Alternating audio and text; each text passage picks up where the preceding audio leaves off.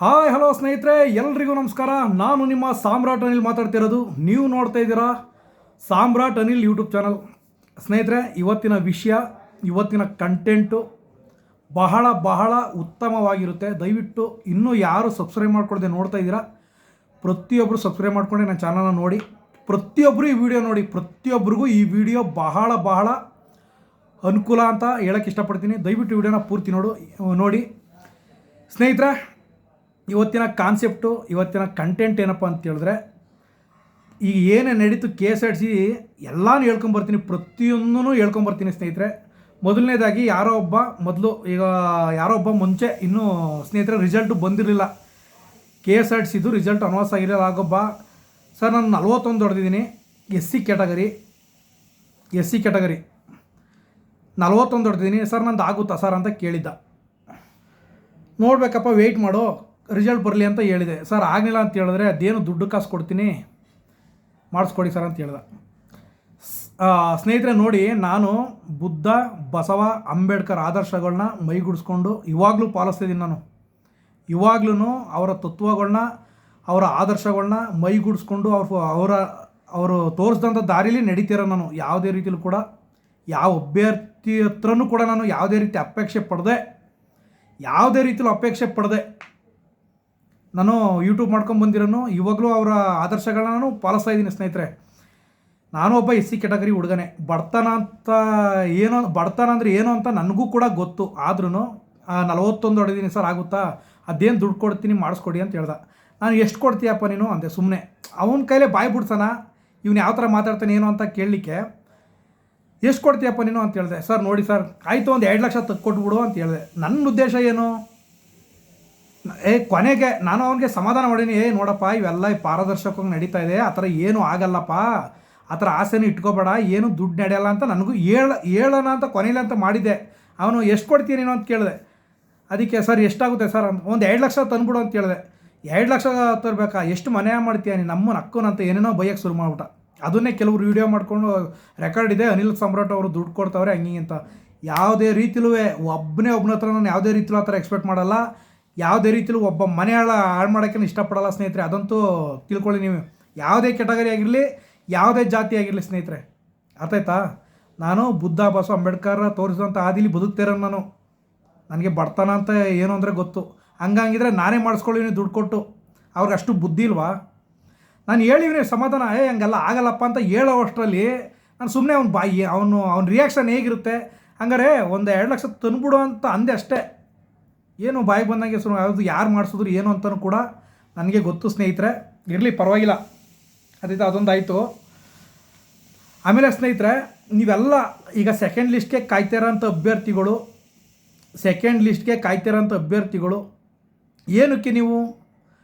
ಏನಕ್ಕೆ ಪಾಪ ಬೈಬಾರ್ದು ಸ್ನೇಹಿತರೆ. ಯಾವುದೇ ರೀತಿಲೂ ನೋಡಿ, ನಾನು KSRTC ಯಾವಾಗ ಸ್ಟಾರ್ಟ್ ಆಯಿತೋ, ಕಲ್ಯಾಣ ಕರ್ನಾಟಕ ಯಾವಾಗ ಸ್ಟಾರ್ಟ್ ಆಯಿತು ಸ್ನೇಹಿತರೆ, ಆವಾಗಲಿಂದನೂ ನಾನೇ ಮೊದಲು ಯೂಟ್ಯೂಬ್ ಮಾಡ್ಕೊಂಡು ಬಂದಿರೋದು. ಕಲ್ಯಾಣ ಕರ್ನಾಟಕದ ರಿಸಲ್ಟು ನಾನು ಹೇಳ್ದಂಗೆ ಬಂತು, ಅರ್ಥ ಆಯ್ತಾ. ಕಲ್ಯಾಣ ಕರ್ನಾಟಕದ್ದು ನಾನು ರಿಸಲ್ಟ್ ಏನು ಹೇಳಿದೆ ಅದೇ ಥರನೇ ಬಂತು. NW ಬಂತು. NW ಅದಿನ್ನೂ 686 ಪೋಸ್ಟಾ ಅಥವಾ 1000 ಪೋಸ್ಟಾ ಅಂತ ಇನ್ನೂ ಕನ್ಫ್ಯೂಷನಲ್ಲಿದ್ದಾಗ, 1000 ಪೋಸ್ಟ್ ಬಂದರೆ ಯಾವ ಕ್ಯಾಟಗರಿಗೆ ಎಷ್ಟು ಬರುತ್ತೆ ಅನ್ನೋದನ್ನ ವೀಡಿಯೋ ಮಾಡಿ ತೋರಿಸ್ಕೊಟ್ಟೋ ನಾನು ನಿಮಗೆ. ಇನ್ ಕೇಸ್ ಏನಾದರೂ 686 ಬರೀ D ಬಂದು 259 ಬ್ಯಾಕ್ಲಾಗ್ ಬಂದರೆ, ಬರೀ 686 ಬಂದರೆ D ಪೋಸ್ಟು, 686ರಲ್ಲಿ ನಿಮ್ಮ ಕ್ಯಾಟಗರಿಗೆ ಎಷ್ಟೆಷ್ಟು ಪೋಸ್ಟ್ ಬರುತ್ತೆ ಅನ್ನೋದನ್ನ ತಿಳಿಸ್ಕೊಟ್ಟೋ ನಾನು. ಯಾರಿಗಾದ್ರು ಗೊತ್ತಿತ್ತಾ? ನಿಮ್ಗೆ ಯಾರಾದರೂ ಗೊತ್ತಿತ್ತಾ? ಅದೆಲ್ಲ ಒಪ್ಕೊಂಡ್ರಿ ನೀವು. KSRTCದು ನಾನೇನು ಹೇಳಿದೆ, SC ಕ್ಯಾಟಗರಿಗೆ ನಿಂತ್ಕೊಂಡ್ರೆ 40-41ಕ್ಕೆ ನಿಂತ್ಕೋಬೋದು. 2 ಇಯರ್ಗೆ ಒಂದು 43-43 ನಿಲ್ಬೋದು.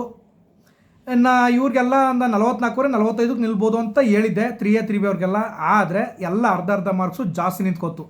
ಆದರೂ ಇವಾಗ ಸೆಕೆಂಡ್ ಲಿಸ್ಟ್ ಬಂದರೆ ಅಷ್ಟಕ್ಕೆ ಬರುತ್ತೆ ಬಿಡಿ, ಏನೋ ಹೆಚ್ಚು ಕಮ್ಮಿ ಆಯಿತು. ನಾವು ಮೊದಲೇ ಹೇಳಿರ್ತೀವಿ ಸ್ನೇಹಿತರೆ, ನಾವು ಹೇಳೋದು ಕೂಡ ಸತ್ಯ ಅಲ್ಲ, ಒಪ್ಕೋಬೇಡಿ. ನಾವು ಕೂಡ ಒಂದು ಅಂದಾಜಿಗೆ ಹೇಳ್ತಿರ್ತೀವಿ ಅಂತಲೂ ಹೇಳಿರ್ತೀವಿ, ಗೊತ್ತಾಯ್ತಾ. ಇದು ಕೂಡ ಸತ್ಯ ಅಲ್ಲ ಅಂತ ಹೇಳಿರ್ತೀವಿ. ಒಂದು ಅರ್ಧ ಮಾರ್ಕ್ಸ್ ಹೆಚ್ಚು ಕಮ್ಮಿ ಹೆಚ್ಚು ಆಗ್ಬೋದು, ಕಡಿಮೆನೂ ಆಗ್ಬೋದು.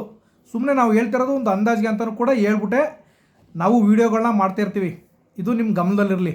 ಈಗ ನಾನು ಹೇಳಿದ್ಕಿಂತ ಅದನ್ನ ಜಾಸ್ತಿಗೆ ನಿಂತ್ಕೋತು, ಎಲ್ಲ ಜಾಸ್ತಿಗೆ ನಿಂತ್ಕೋತು, ಪರವಾಗಿಲ್ಲ ಬಿಡಿ. ಈಗ ಸೆಕೆಂಡ್ ಲಿಸ್ಟ್ಗಂತೂ ಬಂದೇ ಬರುತ್ತೆ. ಸೆಕೆಂಡ್ ಲಿಸ್ಟು ಯಾರು ವೆಯ್ಟ್ ಮಾಡ್ತಾಯಿದ್ದೀರಾ ಸ್ನೇಹಿತರೆ, 1 ಮಾರ್ಕ್ಸು ಸೇಮ್ ಮಾರ್ಕ್ಸಲ್ಲಿ ಹೋಗಿರೋಂಥವ್ರು, ಅರ್ಧ ಮಾರ್ಕ್ಸಲ್ಲಿ ಹೋಗಿರೋಂಥವ್ರು, ಅಥವಾ 2 ಮಾರ್ಕ್ಸಲ್ಲಿ ಹೋಗಿರೋ ಎಲ್ರಿಗೂ ಜಾಬ್ ಆಗೇ ಆಗುತ್ತೆ. ನೀವು ಯಾಕೆ ತಲೆ ಕೆಡಿಸ್ಕೊತೀರಾ? ಸೆಕೆಂಡ್ ಲಿಸ್ಟಲ್ಲಿ 546 ಪೋಸ್ಟ್ 100%, 45 ಪೋಸ್ಟ್ 100% ತಗೊಂಡೇ ತಗೋತಾರೆ. ಆದರೂ ನಾವು ಮನವಿ ಸಾರಿಗೆ ಸಚಿವರಿಗೆ, ಸಾಹೇಬ್ರಿಗೆ, ರಾಮಲಿಂಗ ರೆಡ್ಡಿ ಸಾಹೇಬ್ರಿಗೆ ನಾವು ಮನವಿ ಕೊಡ್ತೀವಿ. ಸೋಮವಾರ ಎಲ್ಲರೂ ಕೂಡ ಕೈ ಜೋಡಿಸಿ, ಅದು ಕೂಡ ಸಕ್ಸಸ್ ಆಗುತ್ತೆ. NWRTSಗೆ ಹೋರಾಡ್ತಿರುವಂಥ ಅಭ್ಯರ್ಥಿಗಳಿಗೂ ಕೂಡ ತುಂಬ ಧನ್ಯವಾದ ಹೇಳೋಕ್ಕೆ ಇಷ್ಟಪಡ್ತೀನಿ. ಯಾಕೆಂದರೆ ಅದು ಕೂಡ 99% ಸಕ್ಸಸ್ ಆಯಿತು. ಅದು ಕೂಡ 99% ಸಕ್ಸಸ್ ಆಯಿತು. ಅದಕ್ಕೆ ಸಕ್ಸಸ್ ಮಾಡಲಿಕ್ಕೆ ಹೋರಾಟ ಮಾಡಿದಂತಹ 4 ಜನ ಅಭ್ಯರ್ಥಿಗಳು ಕೂಡ, ಅವ್ರಿಗೂ ಕೂಡ ತುಂಬ ಹೃದಯದ ಧನ್ಯವಾದಗಳು. ಅವ್ರು ಯಾರ್ಯಾರ ಹೆಸರು ಅಂತ ಗೊತ್ತಿಲ್ಲ. ಯಾರೋ ಜಮನ್ದಾರ್ ಅಂತೆ ಸ್ನೇಹಿತರೆ, ಜಮನ್ದಾರ್ ಅಂತ ಒಬ್ಬ ಅಭ್ಯರ್ಥಿ, ಯಾರೋ 4 ಜನ ಮುಖ್ಯ ಅಭ್ಯರ್ಥಿಗಳು, 4 ಜನ ತುಂಬ ಹಾರ್ಡ್ ವರ್ಕಿಂದ ಪ್ರತಿಯೊಬ್ಬರು ಸಚಿವರ ಹತ್ರ ಭೇಟಿ ಕೊಟ್ಟು, MLAಗಳ ಹತ್ರ ಭೇಟಿ ಕೊಟ್ಟು, ಆಮೇಲೆ ಇದು ಯಾರ್ಯಾರು ಸಚಿವರಿದ್ದಾರೆ, ನಮ್ಮ ಕರ್ನಾಟಕ ಸರ್ಕಾರದ ಸಚಿವರು ಯಾರಿದ್ದಾರೆ ಅವ್ರಿಗೆಲ್ಲರ ಹತ್ರನೂ ಭೇಟಿ ಕೊಟ್ಟು, ಆಮೇಲೆ MP ಗಳ ಹತ್ರನೂ ಕೂಡ ಹೋಗಿದ್ದಾರೆ. ಅವರು ಸೆಂಟ್ರಲ್ MP ಗಳ ಹತ್ರನೂ ಹೋಗಿದ್ದಾರೆ. ನಮ್ಮ MLAಗಳು, MP ಗಳು, ಸಚಿವರು ಪ್ರತಿಯೊಬ್ಬರ ಹತ್ರ ಹೋಗಿ ಓಡಾಡಿಕೊಂಡು 4 ಜನ, ಯಾರೋ ಒಬ್ಬರ ಹೆಸರು ಗೊತ್ತು, ಜಮನ್ದಾರ್ ಅಂತ, ಅವರು ಕೂಡ ತುಂಬ ಹಾರ್ಡ್ ವರ್ಕಿಂದ ಮಾಡಿ ಅದು ಕೂಡ ಸಕ್ಸಸ್ ಆಗಿದೆ. ಎಲ್ರಿಗೂ ಒಳ್ಳೆಯದಾಗಲಿ. ಮತ್ತು ಇನ್ನೊಂದು ಏನಪ್ಪ ಅಂತ ಹೇಳಿದ್ರೆ, ನಾನು ಅಭ್ಯರ್ಥಿಗಳಿಗೆ ದಯವಿಟ್ಟು ಒಂದು ರಿಕ್ವೆಸ್ಟ್ ಮಾಡ್ಕೊಂಡು ಕೇಳ್ಕೊತೀನಿ. ಯಾರ್ಯಾರು ಸೆಕೆಂಡ್ ಲಿಸ್ಟ್ಗೆ ವೆಯ್ಟ್ ಮಾಡ್ತಿದ್ದೀರಾ, ಯಾರ್ಯಾರು ಸೆಕೆಂಡ್ ಲಿಸ್ಟ್ಗೆ ವೆಯ್ಟ್ ಮಾಡ್ತಾರೆ, ಯಾರದೇ ಒಬ್ಬ ಯೂಟ್ಯೂಬರ್ಗೂ ಕೂಡ ₹1 ಸಬ್ಸ್ಕ್ರೈಬ್ ಅಂತೀನಿ, ಇದು ಮಾಡಿಕೊಂಡು ನೀವು ಯೂಟ್ಯೂಬ್ ನೋಡಬೇಡಿ. ನಿಮಿಷ ಸ್ನೇಹಿತರೆ, ಮೆಂಬರ್ಶಿಪ್ ತಗೊಂಡು ಯಾವುದೇ ಕಾರಣಕ್ಕೂ ನೀವು ಯೂಟ್ಯೂಬ್ನ ನೋಡಬೇಡಿ. ನಿಮ್ಗೇನಾದ್ರೂ ಡೌಟ್ಸ್ ಇದೆಯಾ, ನೇರವಾಗಿ ನನಗೆ ಫೋನ್ ಮಾಡಿ, ನಾನೇ ನಿಮಗೆ ಉತ್ತರ ಕೊಡ್ತೀನಿ. ಇಡೀ ಕರ್ನಾಟಕದಲ್ಲಿ ನಾನು ಹುಟ್ಟಾಕಿದಾಗ ಯಾರೂ ಇತ್ತಿಲ್ಲ ಈ ಕಾನ್ಸೆಪ್ಟ್ ಬಗ್ಗೆ. ಯಾಕೆಂದರೆ ನಾನೊಬ್ಬ ನಾನೇ ಅಭ್ಯರ್ಥಿಯಾಗಿತ್ತು, ಎಲ್ರಿಗೂ ತಿಳಿಸ್ಕೊಡ್ಬೇಕು ಅಂತಲೇ ಮಾಡಿತ್ತು ನಾನು. ಇವಾಗ ನನ್ನ ನೋಡಿಕೊಂಡು, ನನ್ನ ಕಾಪಿ ಮಾಡಿಕೊಂಡು ಅವರೆಲ್ಲ ಊಟ ಹಾಕೊಂಡಿದ್ದಾರೆ, ಏನೇನೋ ಮಾತಾಡ್ತಾರೆ. ನಾನು ನ್ಯೂಸ್ ಕೊಟ್ಟಾದ್ಮೇಲೆ, ಇಲ್ಲ ಇಲಾಖೆಯವ್ರು ನ್ಯೂಸ್ ಕೊಟ್ಟಾದ್ಮೇಲೆ ಆಮೇಲೆ ಹೇಳ್ತಾರೆ. ಇದಕ್ಕೆ ಯಾಕೆ ನೀವು ದುಡ್ಡು ಕೊಟ್ಟು ನಿಮ್ಮ ಬಡತನನ ಇನ್ನೂ ಬಡತನಕ್ಕೆ ತಗೊಂಡೋಗ್ತೀರಾ? ಇದು ದುಡ್ಡು ಕೊಟ್ಟು ನಾಡೋಂಥ ಚಾನಲ್ಸ ಇವು. ವಿಷಯನ ನಾವು ಮಾಡ್ತಿರೋಂಥ, ಈಗ ನಾನೇ ಮಾಡ್ತಿದ್ದೀನಿ ಯೂಟ್ಯೂಬು, ನಾನು ಮಾಡ್ತಿರೋದು ದುಡ್ಡು ಕೊಟ್ಟು ನೋಡೋಂಥ ಮಾಹಿತಿನ. ಇದು ಫ್ರೀಯಾಗಿ ಸಿಗುತ್ತೆ ರೀ. ತುಂಬ ಜನ ಕಾಂಪಿಟೇಷನ್ ಇದ್ದಾರೆ, ಫ್ರೀಯಾಗಿ ಕೊಡ್ತೀವಿ ನಾವು. ಅದಕ್ಕಾಗೆ ನಾವಿರೋದು. ಕಾಲ್ಫಾರ್ಮ್ ಮಾಡಿದ್ರೆ ಫ್ರೀಯಾಗಿ ಕೊಡ್ತೀವಿ, ಸೆಕೆಂಡ್ ಲಿಸ್ಟ್ ಬಗ್ಗೆ ಫ್ರೀಯಾಗಿ ಕೊಡ್ತೀವಿ. ನೀವು ಇದನ್ನು ದಯವಿಟ್ಟು, ಯಾಕೆಂದರೆ ನೀವು ದಡ್ರು ಯಾರು, ನೀವು ನಿಮ್ಮ ನಿಮ್ಮ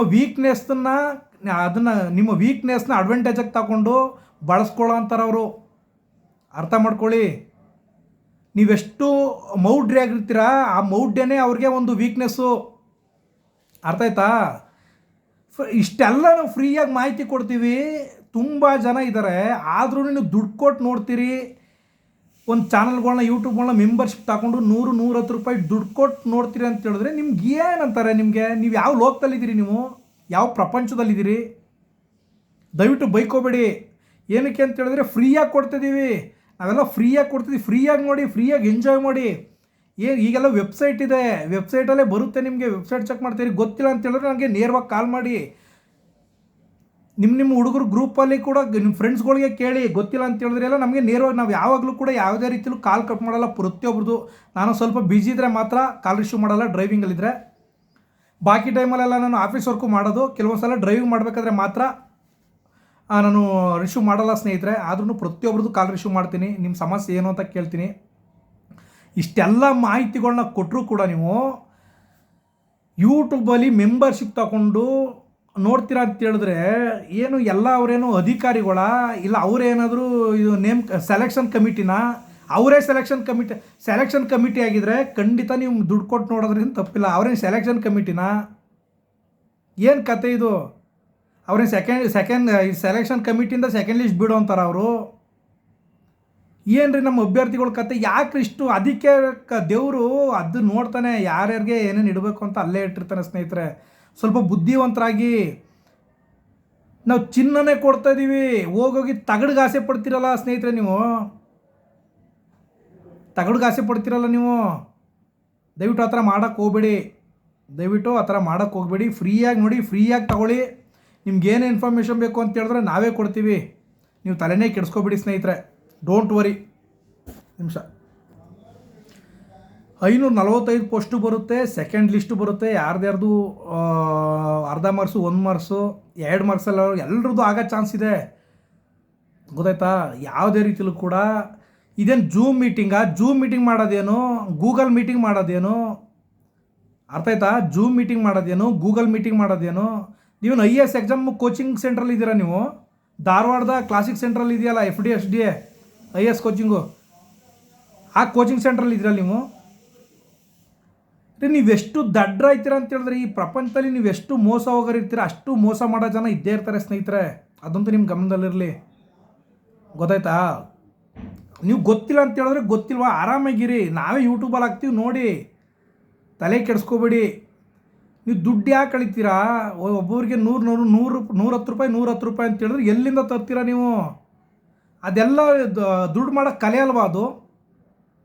ನೀವೆಷ್ಟು ವೀಕ್ನೆಸ್ ಇದ್ದರೆ ಅರ್ಥ ಮಾಡ್ಕೊಳ್ಳಿ. ಪಾಪ ಅವ್ರು ತಪ್ಪಲ್ಲ, ಅವ್ರು ಯೂಟ್ಯೂಬ್ ಚಾನಲ್ ಅವ್ರು ಮಾಡ್ಕೊಂಡಿರ್ತಾರೆ ಯೂಟ್ಯೂಬರ್ಸು, ಅವ್ರೇನೋ ಒಂದು ಮಾಡ್ಕೋತಾರೆ. ಅವ್ರು ತಪ್ಪು ಅಂತ ನಾನು ಯಾವುದೇ ಕಾರಣಕ್ಕೂ ಹೇಳ್ತಿಲ್ಲ, ಅಭ್ಯರ್ಥಿಗಳದೇ ತಪ್ಪು.